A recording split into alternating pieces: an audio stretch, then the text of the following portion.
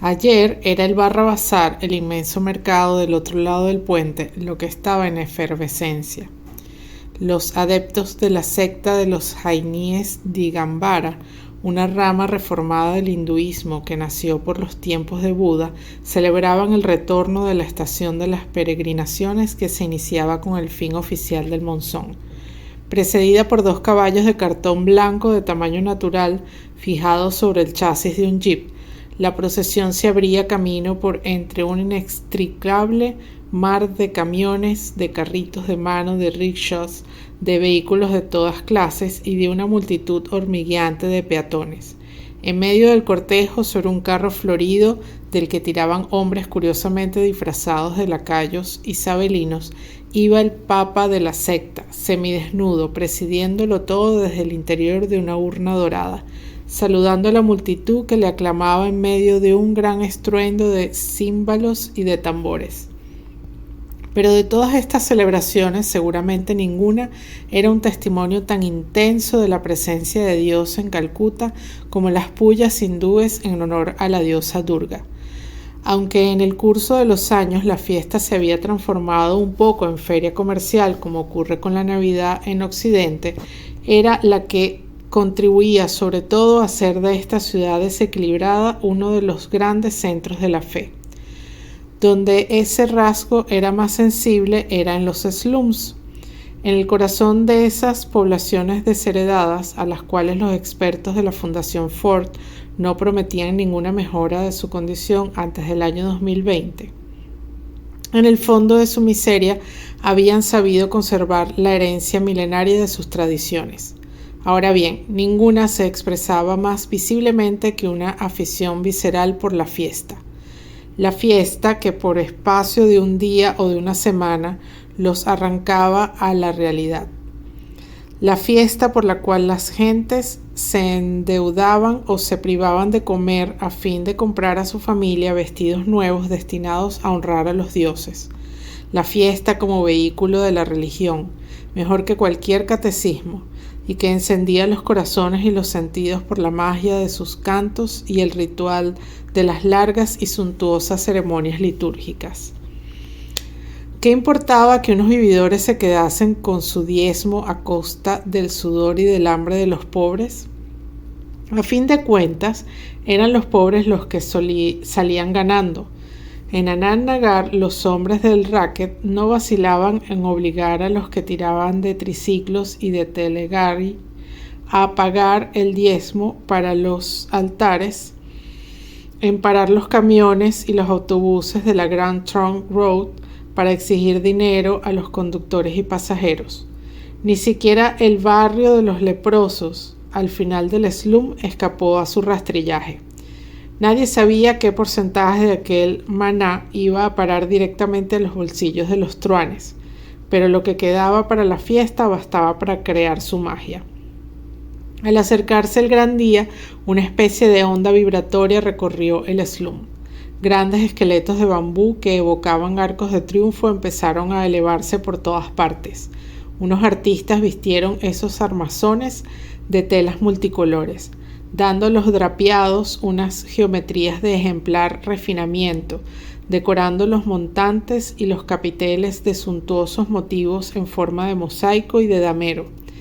El altar destinado a recibir la estatua de la diosa era ya en sí mismo una fastuosa realización floral, un verdadero andamiaje de rosas, de claveles y de jazmines que perfumaban el hedor de aquellos contornos. Lo más sorprendente era la inverosímil panoplia de los accesorios que acompañaban esta decoración. Ningún pandal se consideraba completo sin una profusión de focos, de guirnaldas de bombillos, de luminarias e incluso de arañas victorianas. Unos islotes de luz salpicaron de pronto con un halo sobrenatural la lepra de los tejados y de las fachadas. Una cadena de altavoces vertía una oleada de cantos y de música que inundaba día y noche el slum, confirmando el hecho de que en la India la fiesta va acompañada siempre de los desbordamientos sonoros más extremos. Aquel estrépito dio la señal para que empezara un rito purificador que en pocos días iba a transfigurar aquel universo de mugre y de fealdad. Las familias hindúes y muchas de las familias musulmanas y cristianas se apresuraron a encalar el exterior y el interior de sus chamizos, las galerías cubiertas, los brocales de los pozos, los escaparates de las tiendas. El viejo hindú, muy piadoso, de la tea shop, que estaba enfrente de la casa de Lambert, aprovechó una ausencia del sacerdote para repintar por completo la fachada de su habitación de un hermoso blanco que iluminaba la entrada de su cuchitril. A continuación se transformaba la indumentaria de los hombres. Por una única vez al año, millares de pobres cambiaban sus andrajos por vestidos de fiesta piadosamente conservados en el baúl familiar que les servía de armario en el fondo de cada chabola, o bien comprados para aquella circunstancia endeudándose de unas decenas de rupias más con el usurero del barrio. Todos los comerciantes de Calcuta estimulaban estas compras proponiendo rebajas especiales en honor a la diosa.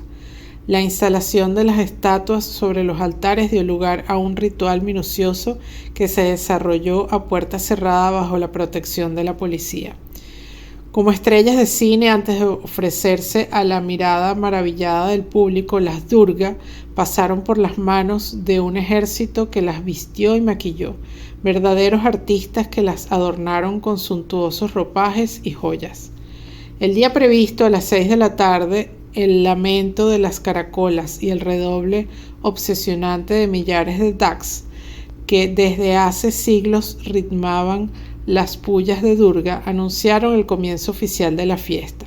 Durante 4 días de una delirante verbena, el pueblo del slum, lo mismo que millones de hombres de toda la ciudad, iba a desfilar en familia bajo la luz de los focos ante los 4 pandals diseminados por la ciudad de la alegría. Hindúes, sijis, musulmanes, budistas, cristianos estaban fraternalmente unidos en un mismo sueño. Los hombres llevaban sherwanis de lana sobre los pantalones y sus mujeres curtas de seda verde, y en las orejas pendientes dorados que les daban un aire de princesas orientales.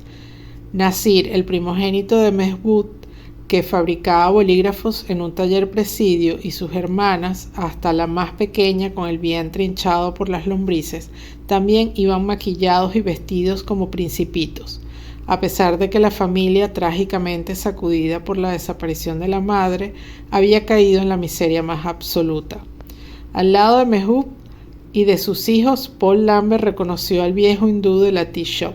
Su frente estaba adornada con las 3 rayas de ceniza de los adoradores de Shiva.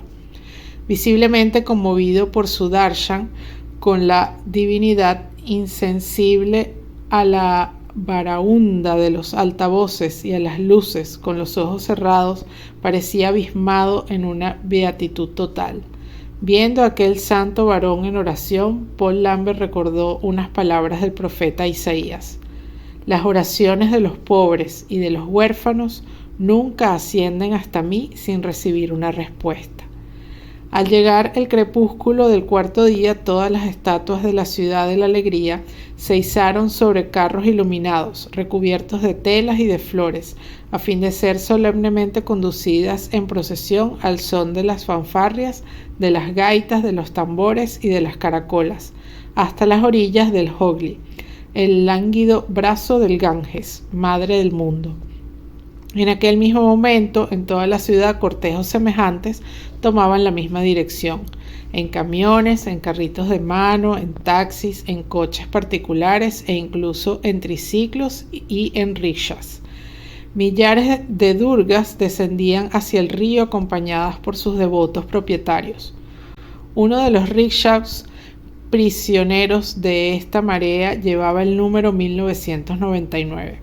Cada vez que se detenía, Hazaripal volvía la cabeza para contemplar el maravilloso espectáculo de la diosa que llevaba en el asiento de su carrito. Una durga casi de tamaño natural, con 10 brazos, de magníficos cabellos negros ceñidos por una diadema de oro y con ojos ardientes. «Oh, Dios mío», se decía deslumbrado, «hasta mi rickshaw se ha convertido en un altar». Cientos de miles de habitantes se aglomeraron aquella noche a orillas del río, y Hazari necesitó horas para llegar hasta allí. Cuando lo consiguió, los miembros de la familia a la que pertenecía la estatua y que le habían seguido en un segundo rickshaw adornaron la diosa con guirnaldas de flores y la bajaron lenta, respetuosamente hasta el agua. Hazari la vio alejarse con emoción, arrastrada por la corriente.